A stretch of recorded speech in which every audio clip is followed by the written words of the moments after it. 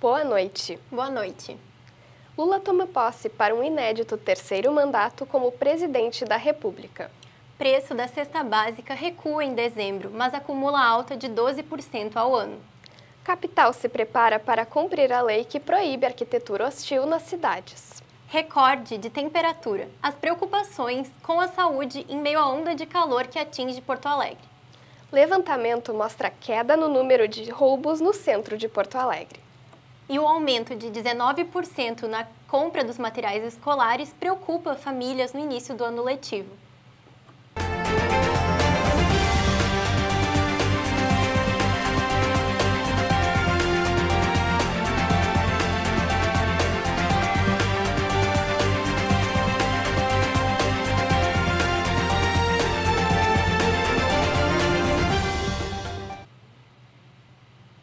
Luiz Inácio Lula da Silva assumiu hoje um inédito terceiro mandato como presidente da República.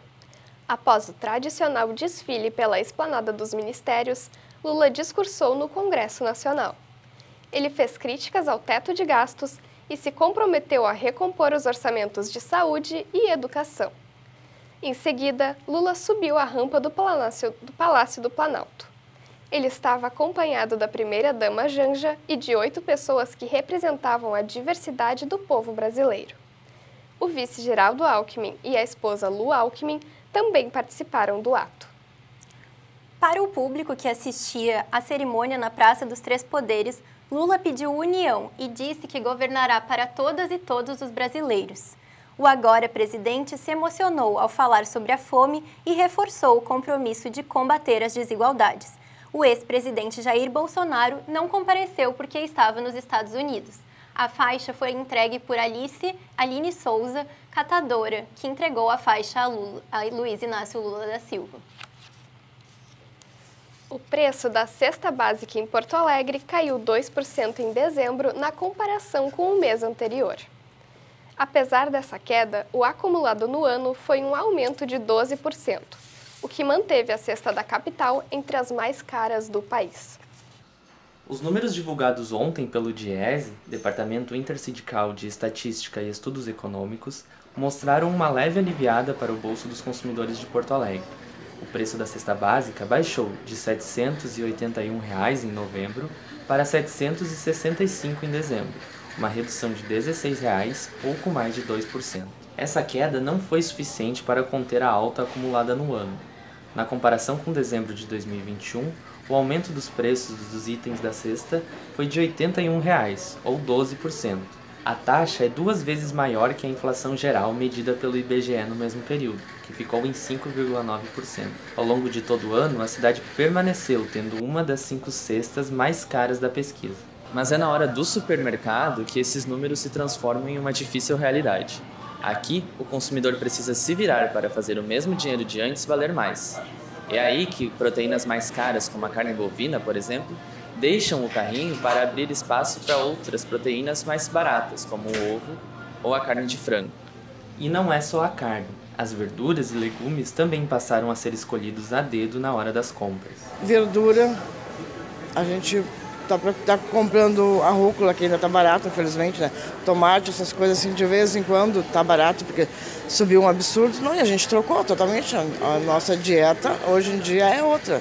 As pessoas tiveram que substituir produtos por produtos mais baratos, ultraprocessados, industrializados, que normalmente tem incentivo fiscal, né? Deixando de comer comida de verdade, uma comida, né, de qualidade. Itens como o tomate, a batata e o leite foram afetados pela seca e puxaram o preço da cesta básica para cima.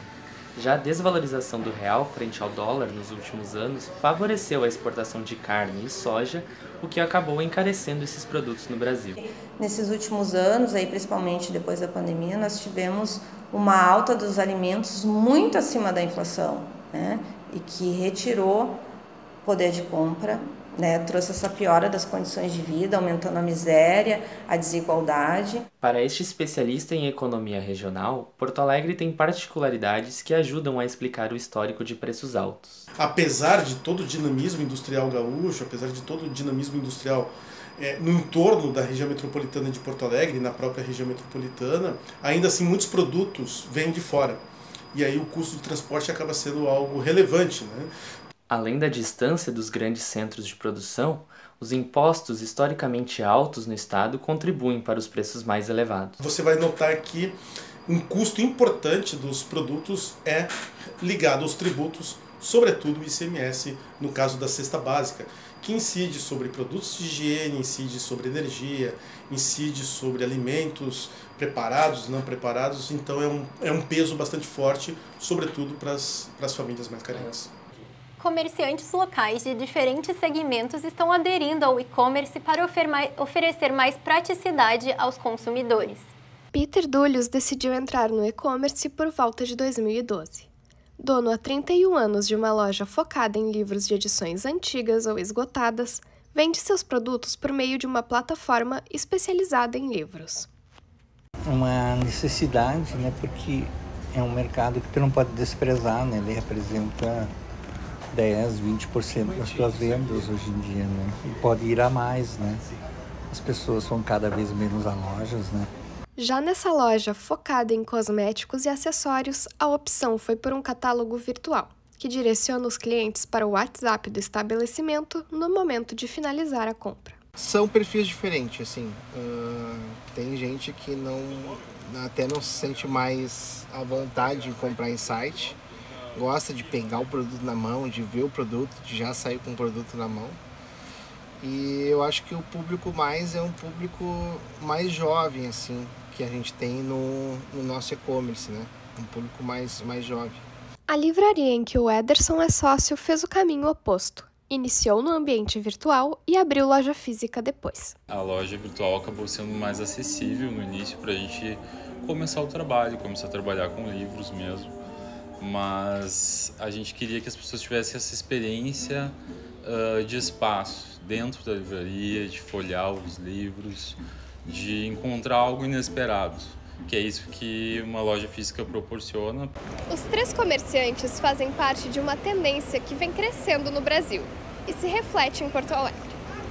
Segundo informações de 2022 de 2 grandes empresas de dados de comércio eletrônico do país, o Rio Grande do Sul conta com aproximadamente 60 mil sites de comércio eletrônico, um crescimento de quase 50% em relação a 2018.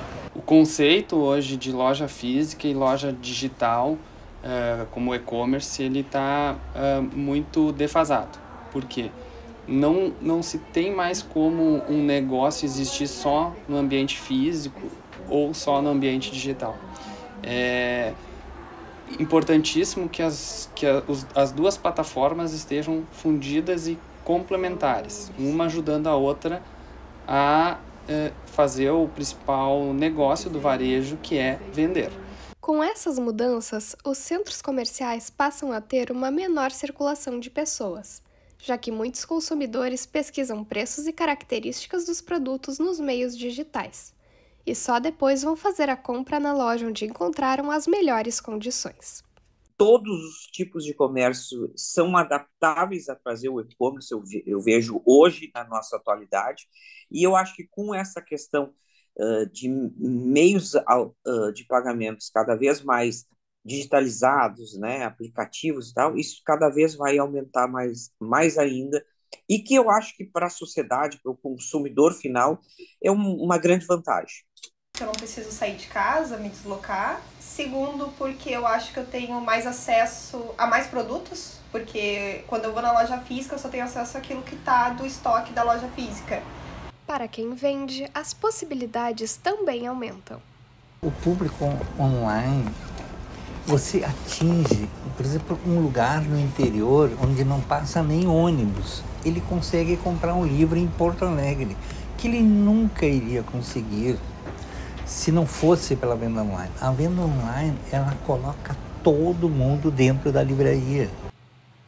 Um incêndio foi contido na manhã de hoje no complexo hospitalar da Santa Casa. O fogo iniciou em uma casa de máquinas do Hospital Santa Rita por volta de 10h30 da manhã. Uma cozinha e uma lavanderia foram atingidas, mas não houve a necessidade de evacuação do prédio. Ninguém se feriu.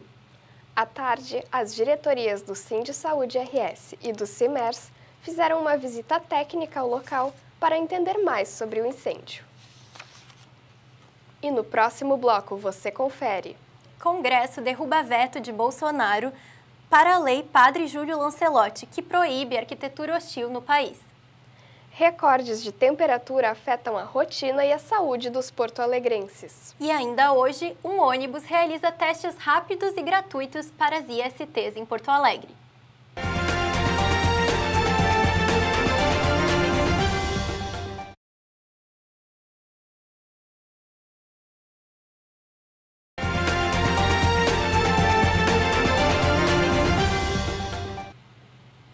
O Congresso promulgou hoje a Lei Padre Júlio Lancelotti, que proíbe construções hostis no espaço público. A medida afeta principalmente pessoas em situação de rua e de vulnerabilidade. Quem olha com atenção percebe cenários agressivos no centro de Porto Alegre. Tijolos voltados para cima, grades nas fachadas de prédios e alças em bancos. São exemplos de arquitetura hostil. Em geral é isso, toda a intervenção em edifícios que incidam na área pública e que tenham como efeito impedir a ocupação daquela área por moradores, particularmente da população de rua, ela é uma arquitetura hostil. O termo surgiu na Inglaterra em 2014. No Brasil, o conceito ganhou notoriedade com o padre Júlio Lancelotti. Em 2021, ele viralizou nas redes sociais, em um vídeo em que aparecia quebrando paralelepípedos em um viaduto em São Paulo. Se depender da lei, a prática está com os dias contados. A regra coloca nas mãos da prefeitura a missão de extinguir cenários como este, aqui no centro. Os tijolos voltados para cima impedem a ocupação do espaço. O que deveria ter é uma arquitetura de acolhimento, que facilitasse a vida dessas pessoas que moram na rua. Segundo a chefe da Unidade de Consolidação da Política Urbana, a ideia de arquitetura hostil já é vedada pela legislação municipal. A dificuldade está em fiscalizar, função que depende das denúncias da população. Muitas pessoas acham que a lei se relativiza, que para elas algumas coisas não se aplicam. Então, não tem como, dentro do município, a gente estar controlando os atos particulares de todos. É uma questão de consciência social também, e cidadã. Daniela explica que, agora com a nova lei, a base legal contra a arquitetura hostil ganha um complemento. Então, só reforça todo o trabalho que a gente vem fazendo nesse sentido e toda a intenção que a gente tem de cada vez mais colocar isso amplamente na legislação urbanística. Jaqueline comemora a promulgação. Ela é integrante da ONG Centro Social de Rua, instituição que combate a exclusão social e busca dar visibilidade aos moradores de rua. Apesar da vitória em Brasília, a integrante entende que a lei é apenas parte da solução. O problema é outro, anterior. O problema é não ter uma sociedade justa. Então a gente não tem que combater as pessoas, os cidadãos em situação de rua. A gente tem que combater, a gente tem que batalhar para reduzir as condições que os levam a morar nas ruas de uma cidade. Com chuvas abaixo do esperado desde agosto, o nível de água no Lago Guaíba tem causado preocupação para o abastecimento da cidade. O DEMAI, Departamento Municipal de Água e Esgotos, segue monitorando o nível da água do Guaíba. Ontem, a régua de medição situada no Cais Mauá marcava 25 centímetros. O ideal para manter o fornecimento de água é acima de 80. Em dezembro, 16 bairros de Porto Alegre estavam sem o serviço no extremo sul e na zona leste. O Rio Grande do Sul liberou o acesso ao monitor da estiagem, ferramenta que permite verificar dados e os efeitos da escassez de chuvas em tempo real. A onda de calor tem provocado recordes de temperatura em Porto Alegre. O tempo quente altera a rotina de quem precisa trabalhar ou se exercitar ao ar livre. Mesmo sob o sol forte, o Eloy continua trabalhando. A garrafa de água e o chapéu ajudam, mas os cuidados não devem parar por aí. Cara, a gente tem que se hidratar bastante, muita água e procurar fazer naquele momento que a gente consegue, entendeu? Trabalha um pouquinho, vai pra sombra, trabalha um pouquinho, vai pra sombra, senão tu não aguenta. Os gaúchos iniciaram o ano com uma intensa onda de calor. Com temperaturas de até 40 graus sendo registradas, a Metsu Meteorologia emitiu um alerta para condições perigosas à saúde da população.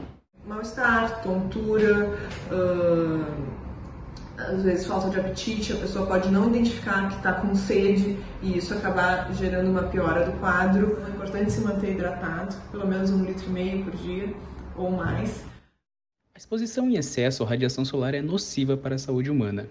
Alguns dos problemas são a degeneração de células, aumentando o risco de câncer de pele, pode causar queimaduras solares, o envelhecimento prematuro da pele, o surgimento de rugas e a catarata e outros problemas de visão.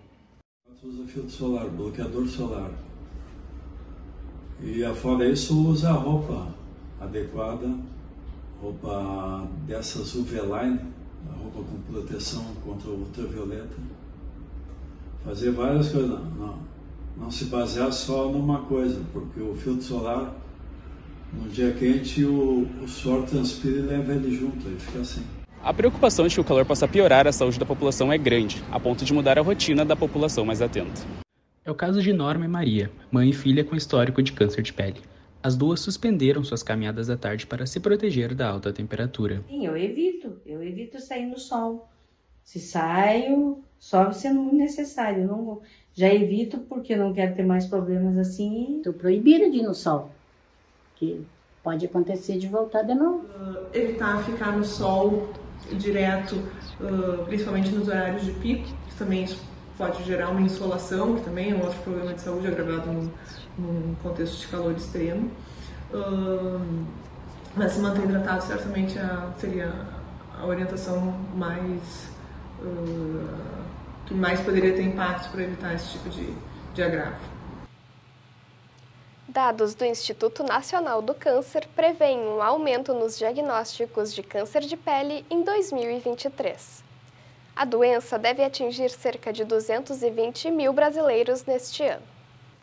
O sol está em todo lugar. É quase impossível evitar. Durante o verão, qualquer sombra e cobertura é bem-vinda. Escapar do sol para se manter com a pele saudável pode parecer difícil, mas não é impossível. E para isso, vale seguir a regra número 1 da proteção contra os raios solares. Usar o protetor solar. Quanto maior o fator de proteção, maior a cobertura contra os raios ultravioleta, um dos principais causadores do câncer de pele. Segundo estimativas do Instituto Nacional do Câncer, o Rio Grande do Sul é um dos estados do sul do país com a maior incidência da doença nesse ano.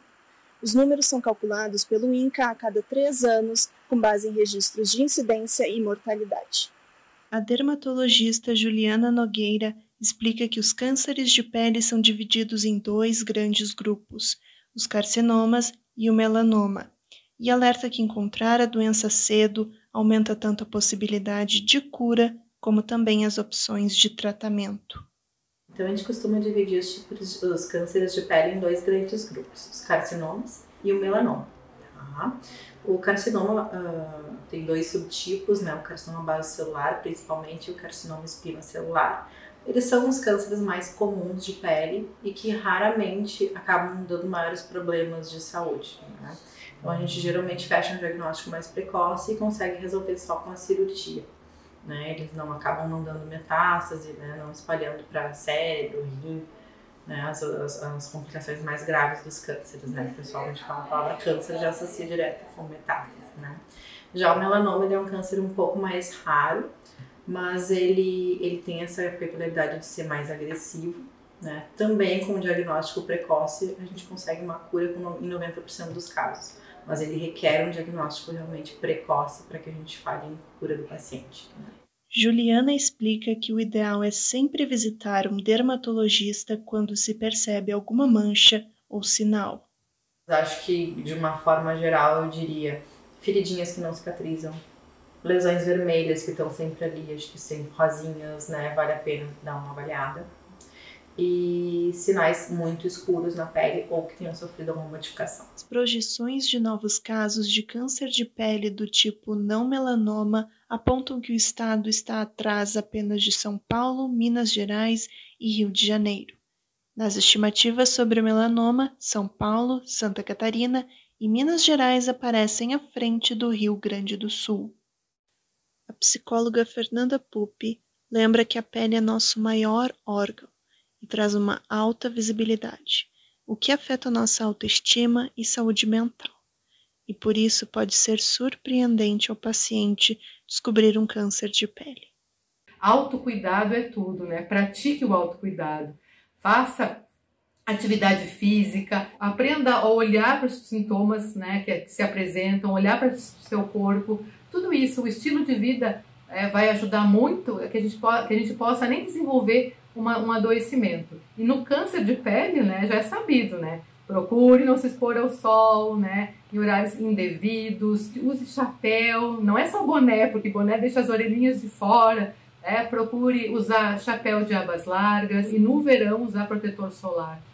Apesar desse calor todo e das preocupações com o verão, o bloco No Caminho Eu Te Explico movimentou a tarde e a noite do Centro Histórico de Porto Alegre. A estimativa dos organizadores é que entre 5 e 6 mil foliões tenham participado do evento, que partiu da Esquina Democrática. O bloco encerrou seu trajeto na Praça General Salustiano por volta das 21 horas, após percorrer um trecho de 1,4 quilômetros. As comemorações de rua do Carnaval de Porto Alegre seguem amanhã nos bairros Bonfim e Cidade Baixa. Na próxima segunda, o bloco No Caminho Eu Te Explico retorna à rua, em local ainda a ser divulgado pela organização nas redes sociais. E no último bloco, preço de materiais escolares preocupa pais no retorno às aulas. O projeto realiza testes rápidos e gratuitos para as infecções sexualmente transmissíveis no Largo Glênio Pérez.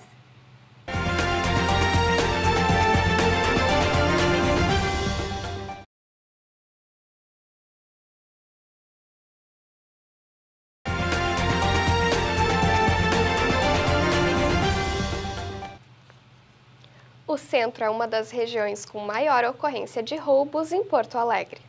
Mas um levantamento da Brigada Militar mostra que os registros dos crimes vêm caindo. Pontos de ônibus, complexos hospitalares, viadutos, faixas de pedestres. É preciso estar atento e ter disposição. Ficar parado é ficar vulnerável. O 9º Batalhão da Polícia Militar é o responsável pela região central.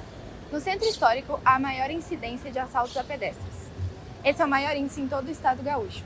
Em 40% dos casos, há menção de posse de arma. E o GSE, o Grupo de Segurança e Estatística do Estado, é quem levanta os dados a partir dos registros da população. Em 70% dos casos, o roubo a pedestre acontece para levar o celular. Em 20% dos casos são levados a carteira, o relógio ou carteira. Em 10% somente é levado dinheiro. O centro é a região mais visada por ser um local de grande circulação. Diariamente há mais de 400 mil pessoas. As operações da Brigada Militar auxiliam e asseguram a população, apresentando dados otimistas para 2023. A gente notou que conforme as ações vão ocorrendo, a colocação de um pedestal, duplas de policiais, abordagens com a nossa força tática e com a ROCAM, que são as rondas ostensivas com apoio de motocicletas, a gente nota que eles vão migrando. No último semestre de 2022, no total, ocorreram aproximadamente 2.400 roubos no centro, dentro de 7.500 registros em toda a capital. Os números de roubo na capital gaúcha estão em queda como resultado das novas medidas da Brigada Militar. No último mês de fevereiro, houveram apenas 313 ocorrências no centro, o número mais baixo já registrado. Estamos em todas as redes sociais aí, 9º Batalhão, CPC, que é onde o 9º faz parte, o Comando de Policiamento da Capital. Estamos lotados aqui na Praia de Belas 800, Temos vários grupos com a comunidade, que a comunidade nos avise, nos informe, não só quando ocorrer, de efetuar o registro. As ações de visibilidade destinam-se a trazer para a população uma percepção de segurança, a implementação de policiamento com bicicletas e brigadianos de plantão.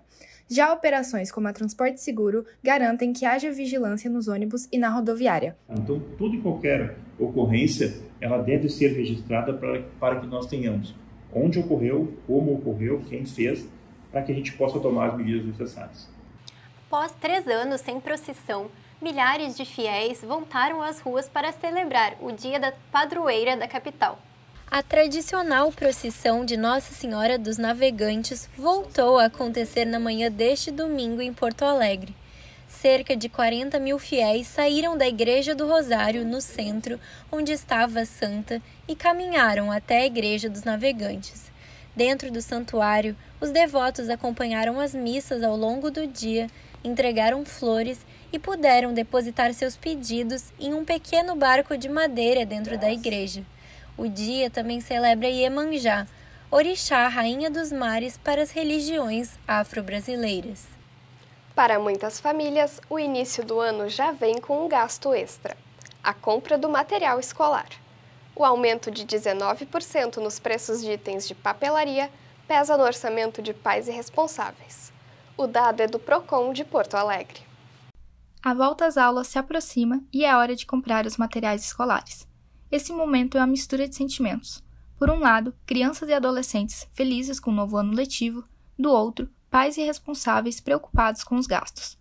Com a lista em mãos, Aline Roncoli foi a uma papelaria com as suas duas filhas, Isadora, de 13 anos, e Maria Luísa, de 10, em busca dos itens. Os itens obrigatórios, assim, caderno, borracha, os itens básicos, elas são da escola pública, então a lista é um pouquinho mais enxugada. Elas querem as mais bonitas, os mais caros, né? Então a gente vai negociando, a gente pega um caderninho que tem o adesivo, pega o outro que não tem. A gente pegou 9. Muitos cadernos. A gente já tá levando para não acabar, né?